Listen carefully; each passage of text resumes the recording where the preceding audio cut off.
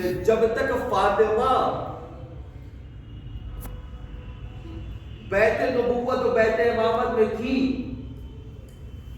سارے کے سارے لوگ ایک جگہ تھے، لیکن فاطمہ جب اس دنیا سے چلی گئی تو حسین کربلا چلے گئے، علی نجف چلے گئے، رسول مدینہ چلے گئے، زینب شام چلی گئی، سکینہ شام چلی گئی، یعنی فاطمہ کے ہونے تک سب جٹے ہوئے تھے ایک جگہ، فاطمہ کے جانے سے سب بکھر گئے۔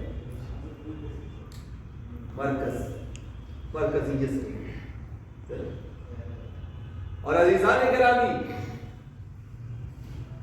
جب پروردگار کہہ رہا ہے کہ اگر فاطمہ کو خلق کرنا مقصد نہ ہوتا تو محمد نہ آپ کو خلق کرتا نہ علی کو خلق کرتا، تو بھیا سارے انبیاء تو محمد کی وجہ سے خلق ہوئے، تو پتہ یہ چلا کہ سارے انبیاء اگر خلق ہوئے ہیں بظاہر تو لگ رہا ہے محمد کی وجہ سے، لیکن وہ خلق ہوئے ہیں فاطمہ کی وجہ سے،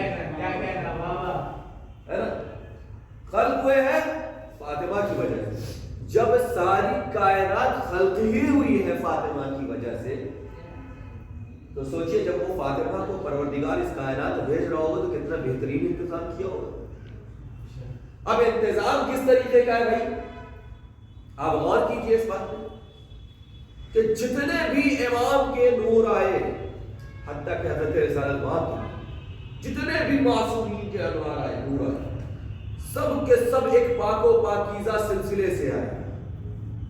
جو پاک و پاکیزہ سلسلہ پروردگار نے بنایا کہاں سے؟ آدم سے لے کر کے خاتم الانبیاء تک، سب کے سب پاکیزہ، نہ شرک اس میں، نہ نفاق اس میں، نہ اس میں زنا، نہ کسی طریقے کی بدکرداری، کسی بھی طریقے کی کوئی بھی گناہ اس سلسلے میں آپ کو نہیں ملے گا۔ اللہ نے جب نور عصمت کو بھیجا، انوار عصمت کو بھیجا، تو اللہ نے اتنا خیال رکھا کہ آدم کے بعد اگر یہ نور جائے گا تو شیش کے پاس جائے گا، پہلے شیش کو معصوم بنا لو پھر دینا یہ۔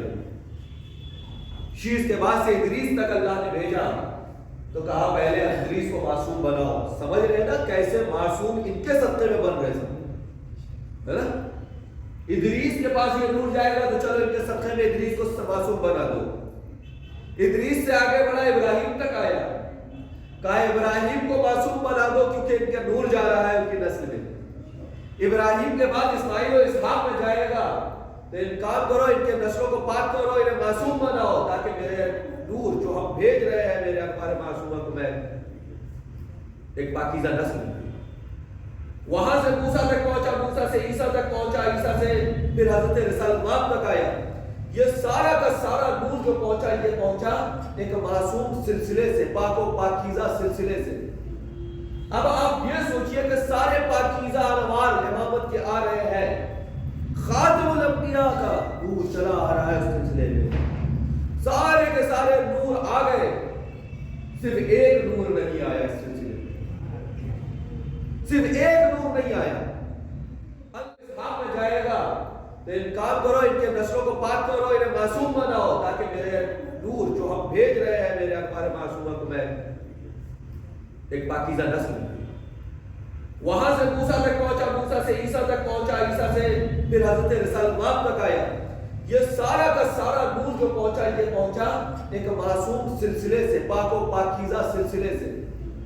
اب آپ یہ سوچئے کہ سارے پاکیزہ انوار امامت کے آ رہے ہیں، خاتم الانبیاء کا نور چلا آ رہا ہے اس سلسلے میں، سارے کے سارے نور آ گئے، صرف ایک نور نہیں آیا اس سلسلے میں، صرف ایک نور نہیں آیا۔ اللہ نے سارے نور بھیجے اس پاکیزہ سلسلے میں۔ کیسا پاکیزہ سلسلہ کہ جو معصوم ہے، جس میں خطا کی گنجائش نہیں ہے، ایسے پاکیزہ سلسلے میں اللہ نے امامت کے سارے انوار بھیجے، ایک نور نہیں بھیجا۔ اور وہ نور کون سا تھا؟ وہ فاطمہ کا نور تھا۔ اللہ نے کہا میرے حبیب آپ کا بھی نور میں ان کے سلسلے نبوت میں بھیج دوں گا، میں آدم سے خاتم تک بھیجوں گا آپ کا بھی نور، لیکن فاطمہ کا نور ان کے بھی حوالے نہیں کروں گا۔ اگر فاطمہ کا نور چاہیے تو آپ کو عرش پہ آنا پڑے گا۔ میری فاطمہ آدم کے پاس جائیں گی، ہرگز نہیں آدم کو فاطمہ کے پاس آنا پڑے گا۔ میری فاطمہ ابراہیم کے پاس جائیں گی، ابراہیم صدقے میں خلق ہوئے فاطمہ کے۔ ہم فاطمہ کو ابراہیم دے دیں، ابراہیم کو فاطمہ دے دیں، موسیٰ و عیسیٰ کی حیثیت ہی کیا ہے؟ یہ میرے فاطمہ کے در کے نوکر ہے، میں ان کے حوالے کر دوں کی عزت۔ تو عزیزان گرامی، اللہ نے بلایا، کس عالم نے بلایا؟ کہا آرام کر رہے ہیں، چھوڑ دیجیے، آئیے۔ مسئلہ یہاں پر روزے نماز کا نہیں ہے میرے حبیب۔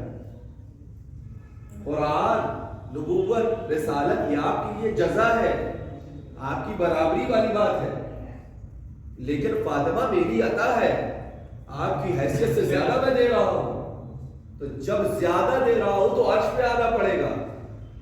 قرآن آپ کو جہاں بولیے گا وہاں دے دوں گا، لیکن فاطمہ ہر جگہ نہیں دے سکتا۔ فاطمہ کو پانا ہے تو پاکیزہ جگہ آئیے۔ کون سی پاکیزہ جگہ؟ عرش اعظم، قاب قوسین او ادنی، وہاں آئیے، اس کے بعد سے آپ کو فاطمہ کا نور پروردگار کے حکم سے آئے فاطمہ کا نور۔ سوچیے ابھی صرف اور صرف ہم لے جانے کا تذکرہ کر رہے ہیں، کیا اللہ نے یتیم علی سورت ماشاء اللہ سے وہ نور لیے حضرت رسالت پاک جب لوٹے ہیں تو روایت کہتی ہے بات کہ رسول کی پیشانی اس طریقے سے چمک رہی تھی کہ جب رسول رات کے سیاہی میں چلتے تھے تو انہیں روشنی کی ضرورت نہیں پڑتی تھی۔ کون رسول جو سب سے افضل ہے، جن کے جسم کا سایہ نہ ہو، جن کے نور سے ساری کائنات منور ہو رہی ہے، ان کی پیشانی منور ہو رہی ہے فاطمہ کے نور سے۔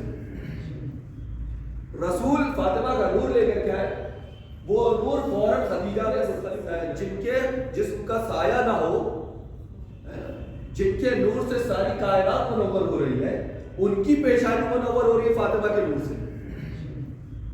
رسول فاطمہ کا نور لے کر کے آئے، وہ نور فوراً خدیجہ میں منقلب ہو گیا، خدیجہ میں گیا، وہ نور پھر خدیجہ کی پیشانی پہ چمکنے لگا۔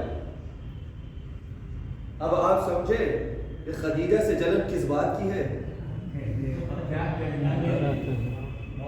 خدیجہ سے جلن کس بات کی ہے؟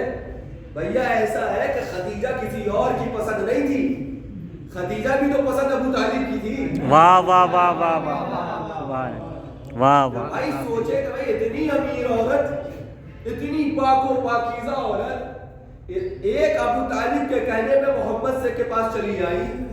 ہم بھی اگر ابو طالب سے جا کے کہے ہوتے تو ہمیں بھی مل جاتا، لیکن اچھی طریقے سے جانتے ہیں ابو طالب ہر اچھی چیز اہل غیروں کو نہیں دیتے، کیونکہ ابو طالب یہ چیز اللہ سے سیکھے ہے کہ اللہ نے بھی محمد کی اہل غیروں کو نہیں دیا، ابو طالب کو دیا۔